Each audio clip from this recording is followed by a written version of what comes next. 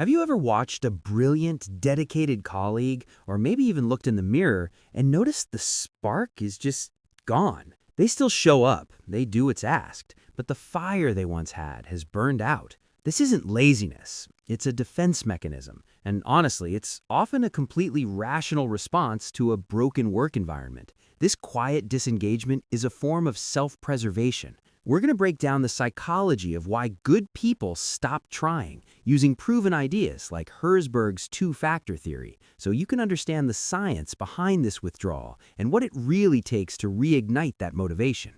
The first psychological trap that trips people up is something we can call the hygiene factor fallacy. This idea comes from Friedrich Herzberg's classic two-factor theory. He found that workplace factors fall into two completely different buckets: hygiene factors and motivators. Hygiene factors are the absolute basics, things like your salary, decent work conditions, and sane company policies. Now, you'd think getting these right would make people happy and motivated, right? Wrong. Here's the twist.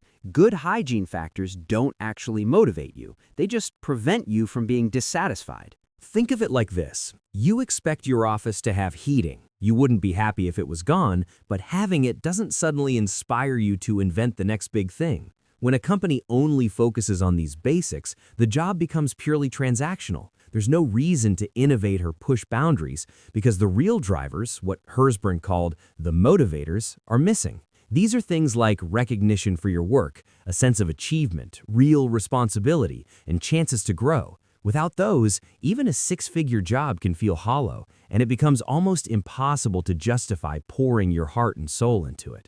The second reason great employees check out is when they fall into what's called the autonomy and competence void. This comes from self-determination theory, a framework that says all of us are driven by three basic psychological needs: autonomy, competence, and relatedness. Take away one of these and motivation nosedives.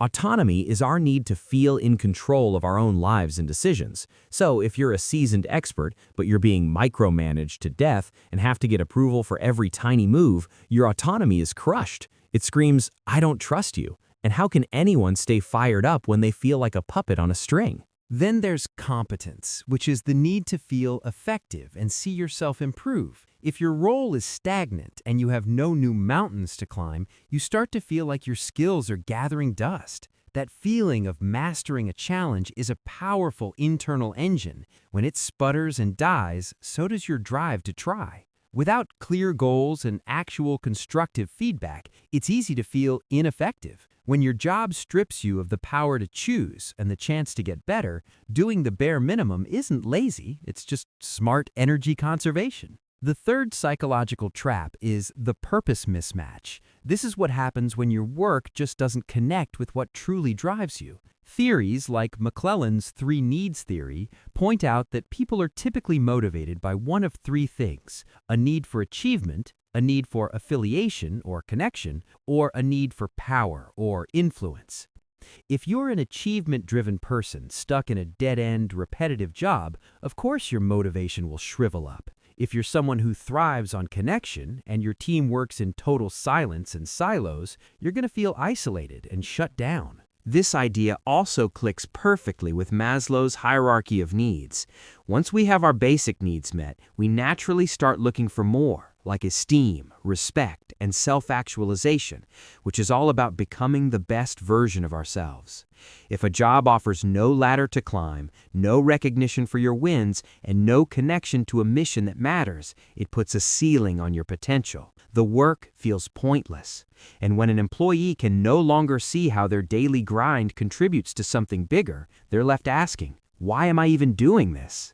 Just enough to get by becomes the only logical answer. So, the next time you see someone phoning it in, remember, it's rarely because they're a slacker. More often, they're just caught in a psychological trap. Maybe it's the hygiene factor fallacy, where the paycheck is fine but the passion is gone. Maybe it's the autonomy and competence void, where their expertise is ignored and their growth is stunted. Or maybe it's a purpose mismatch, where the work has lost all meaning. Quiet quitting isn't the problem. It's a symptom of a workplace that has forgotten what actually makes people tick. Understanding this is the first step, not just for leaders, but for any of us who feel that inner fire starting to dim. Now I want to hear from you. Drop a comment below and tell me, what's one thing at work that instantly kills your motivation? And on the other hand, what's something that can light that fire right back up? Let's talk about it.